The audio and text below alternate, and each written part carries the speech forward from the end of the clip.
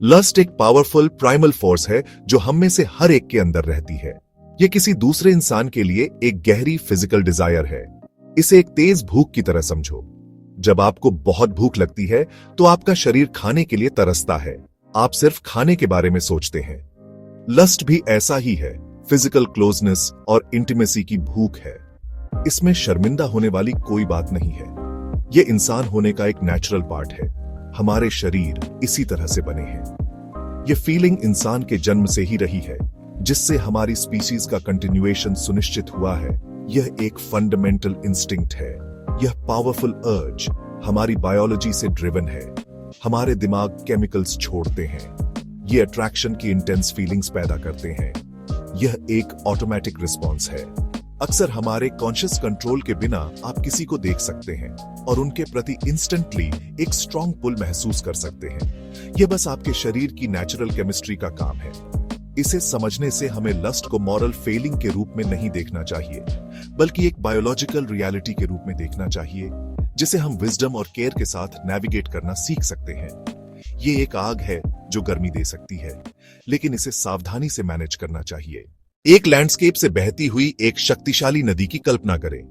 यह नदी लस्ट की तरह है। अगर यह अपनी बैंक्स के अंदर बहती है तो यह ग्रेट एनर्जी और लाइफ का सोर्स हो सकती है।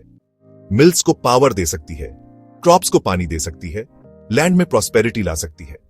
हालांकि अगर नदी अपनी बैंक्स से ओवरफ्लो करती है तो यह फ्लड्स पैदा कर सकती है, डिस्ट्रक्शन पैदा कर सकती है, केओस पैदा कर सकती है। यह घरों को बहा सकती है और फील्ड्स को बर्बाद कर सकती है।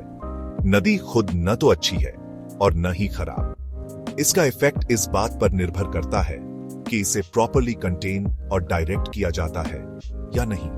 हमारी इनर डिजायर्स उसी तरह से काम करती है। इसलिए पहला कदम इसे बिना जजमेंट के एक्सेप्ट करना है। हम अक्सर ऐसे समाजों में बड़े होते हैं जहां लस्ट के बारे में बात करना टैबू है।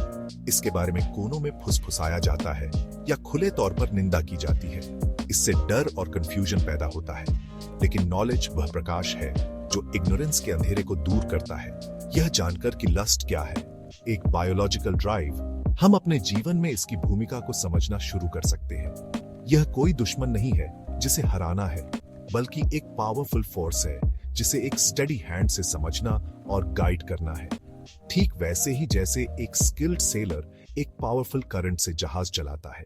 मैं आपको दो राजाओं की एक छोटी सी कहानी सुनाता हूं जो पड़ोसी राज्यों पर राज करते थे। पहला राजा विक्रम नाम का एक बूढ़ा और बुद्धिमान शासक डिजायर की प्रकृति को समझता था। वह अपने महल की सुंदरता, अपनी रसोई से स्वादिष्ट भोजन, अपनी रानी के साथ का आनंद लेता था। हालांकि वह कभी भी इन प्लेजर्स का गुलाम नहीं था। वह उन्हें उपहार के रूप में देखता था, कृतज्ञता मध्यमता के साथ। उसका प्राथमिक ध्यान हमेशा अपने लोगों की वेलबीइंग पर था। उसका पड़ोसी राजा आदित्य नाम का एक युवा व्यक्ति था। वह पूरी तरह से अपनी सेंसेस से शासित था। उसका हर जागृत क्षण प्लेजर का पीछा करने के लिए समर्पित था।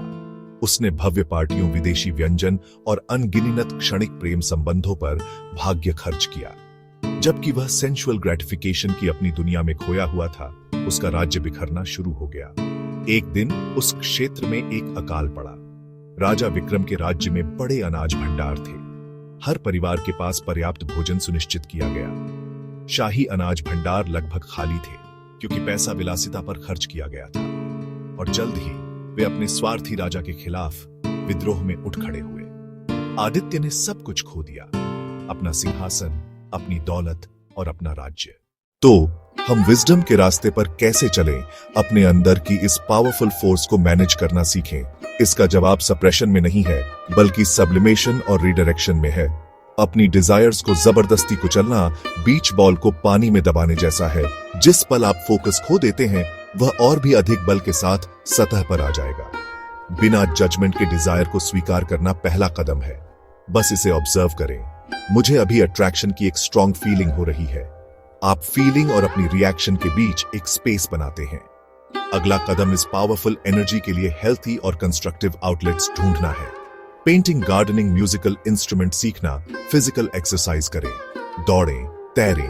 आप एनर्जी को नष्ट नहीं कर रहे हैं, आप इसे एक संभावित डिस्ट्रक्टिव फ्लड से एक प्रोडक्टिव रिवर में बदल रहे हैं। माइंडफुलनेस और सेल्फ अवेयरनेस विकसित करना भी क्रूशल है। एक माइंडफुल पर्सन एक जहाज के कप्तान जैसा होता है। अंत में लस्ट की एनर्जी को चैनल करने का सबसे पावरफुल तरीका इसे लव और कंपैशन में बदलना है।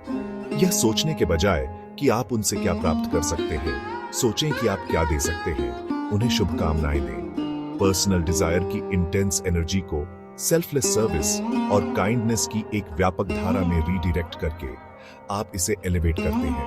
आप एक बेस मेटल को गोल्ड में बदल देते हैं। लस्ट को लव में बदलना यह ह्यूमन स्पिरिट की अल्टीमेट एल्केमी है।